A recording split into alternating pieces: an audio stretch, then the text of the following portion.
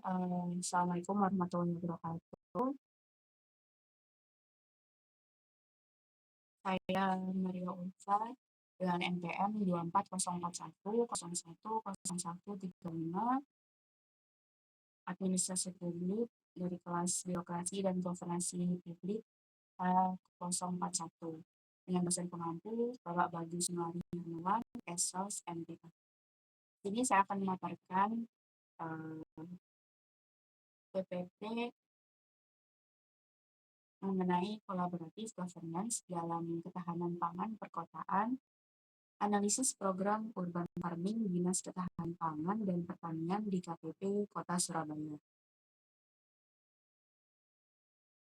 Dengan analisis kasus berdasarkan perspektif tata kelola kolaborasi lintas sektor. Yang pertama, latar belakang dan urgensi dari masalah. Adanya krisis lahan kota, di mana alih fungsi lahan pertanian konvensional akibat dari urbanisasi masif di Surabaya yang menyisakan ruang terbuka yang sangat terbatas untuk produksi pangan.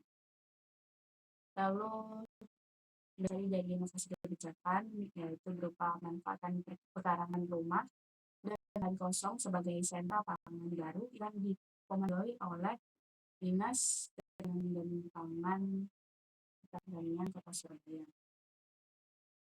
Urgensi dari kasus ini kenapa penting yaitu untuk pemenuhan gizi makro keluarga, penekanan inflasi komoditas pangan pokok berupa seperti cabai atau bawang, dan ketahanan ekonomi perkotaan.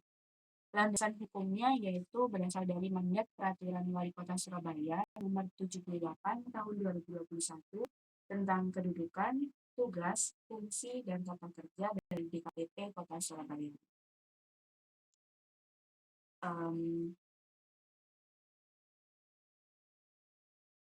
Ada kerangka teoritis penyusunnya yaitu dari 4 variabel Ansel dan Gas tahun 2008. Yang pertama, starting condition, adanya asimetri atau ketimpangan sumber daya di mana birokrasi memiliki instrumen regulasi dan anggaran, sedangkan masyarakat memiliki ruang fisik atau pekarangan atau fasum. Yang kedua, institutional design, yaitu menetapkan aturan main formal yang inklusif untuk pelembagaan kelompok tani atau poktan, serta kelompok wanita tani atau KWT. Yang ketiga yaitu kolaboratif proses, di mana siklus tatap muka secara rutin digunakan untuk menyelaraskan kesadaran, komitmen, dan membangun kepercayaan atau trust building dari masyarakat agar percaya dengan program yang diberikan oleh pemerintah. Yang keempat yaitu fasilitatif leadership, di mana peran DKPP bersama penyuluh pertanian lapangan atau PPL bertindak sebagai dinamisator, bukan otoritas tunggal yang kaku. Dinamika implementasi program di Surabaya, yaitu penerapan yang merata, di mana implementasi program ini tersebar di berbagai kelurahan dengan karakteristik spasial yang berbeda, seperti Kelurahan Made, Kelurahan Belang Putih, dan Kelurahan Darmo yang masing-masing memiliki karakter yang berbeda. Kemudian sub kegiatan unggulan dari DKPP seperti inovasi Kasur Boyo, yaitu strategi penguatan pertanian kota terpadu. Kemudian festival urban farming, yaitu stimulus kompetisi antar wilayah untuk menjaga gairah partisipasi. Kemudian dapur bara, yaitu integrasi tata kelola produk pasca panen.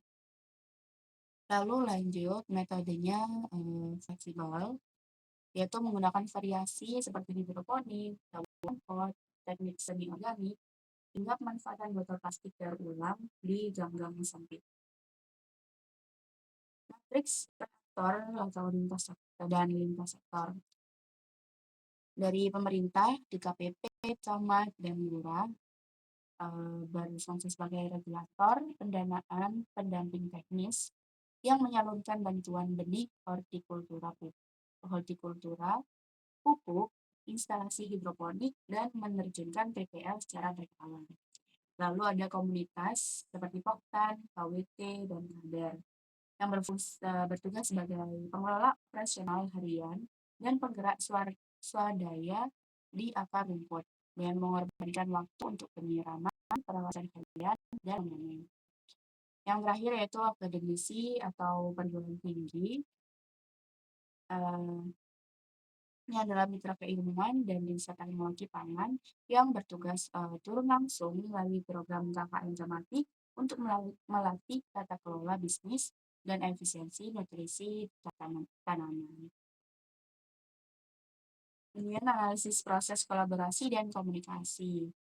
Yang pertama, komunikasi dua arah dari DKPP atau Dinas Ketahanan Pangan dan Pertanian yang memutus sekat birokrasi yang kaku dengan menerapkan pola interaksi terbuka dan inklusif dengan para petani kota. Lalu lanjut dengan trust building, di mana kehadiran PPA secara intensif di lapangan mempercepat adaptasi masyarakat dan menepis kecurigaan awal terhadap program dari pemerintah agar masyarakat tentunya bisa lebih percaya dengan program pemerintah yang akan atau sudah dijalankan ini.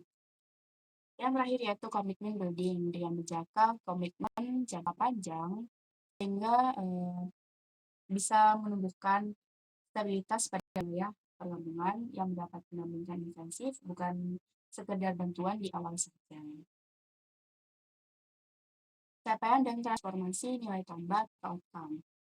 Ya, yang pertama, ketahanan pangan secara mandiri dengan pemenuhan suplasi gizi mikro secara gratis dari pekarangan sendiri, sekaligus memotong pengeluaran belanja dapur harian dari warga. Lalu orientasi komersial model BMC, di mana Poktan dan KWT di Surabaya mulai bergeser paradigmanya dengan tidak sekadar menanam untuk makan sendiri, melainkan diarahkan ke ranah bisnis menggunakan bisnis model kanvas atau BMC. Lalu ada pemasaran komunitas, di mana bentuknya dengan optimalisasi modal sosial melalui pemanfaatan grup WhatsApp warga dan media sosial untuk mendistribusikan hasil panen secara cepat tanpa tempuran. Kemudian tentunya ada tantangan dan hambatan. Ini ada analisis tantangan dan hambatan secara real menurut saya, yaitu adanya fluktuasi cairan aktor, mana tingkat antusiasme dan partisipasi warga masih belum merata karena sangat dipengaruhi oleh perbedaan fungsi, kepentingan, dan peran antar wilayah. Lalu adanya keterbatasan sarana fisik, seperti ancaman serangan dari hama tanaman, fluktuasi cuaca ekstrim, kendala air bersih kota, serta terbatasnya sarana bagi kelompok yang belum terdaftar secara formal di program tersebut. Lalu sosialisasi yang masih parsial, di mana proses difusi informasi teknologi urban farming ini masih belum sepenuhnya membentuk kelompok masyarakat nasional di beberapa wilayah tertentu. Ada rekomendasi strategis menurut saya, yaitu yang pertama dengan pelatihan dan studi banding berupa mengejarkan edukasi teknik pertanian lahan secara terbatas seperti menggunakan media polybag modern serta melakukan studi banding antar kelompok tani dari mungkin bisa daerah lain atau sesama daerah yang tentunya memakai macam-macam media. Yang kedua, hilirisasi produk agrobisnis, yaitu dengan mendorong Poktan membuat produk olahan turunan. Contohnya seperti sambal kemasan atau keripik sayur yang dibuat sendiri dari hasil panen mereka, agar nilai jual tetap bisa tinggi saat masa panen raya tiba. Kemudian yang ketiga, ada inovasi destinasi ekowisata dengan mengintegrasikan spot hijau produktif untuk dijadikan kawasan wisata edukatif dengan skala lokal. Misalnya seperti wisata petik sayur organik, di mana gunanya untuk menambah kas mandiri dari kelompok tertentu. Hasil dari Analisis saya ambil dari beberapa referensi, yaitu yang pertama dari Ansel dan Gas 2008, yaitu um, Collaborative Governance in Theory and Practice, Journal of Public Administration Research and Theory. Yang kedua ada dari Dewi, Hayoko, dan Ismail tahun 2005, yaitu dengan judul Kolaborasi Antar Pemangku Kepentingan dalam Pengembangan Urban Farming di Surabaya. Berasal dari Jurnal Hukum, Administrasi Negara, dan Kebijakan Publik. Yang ketiga ada Mustafa MM dan kawan-kawan tahun 2025 dengan judul Urban Farming Berbasis Komunitas untuk Ketahanan Pangan dari Jurnal Pengabdian kepada Masyarakat.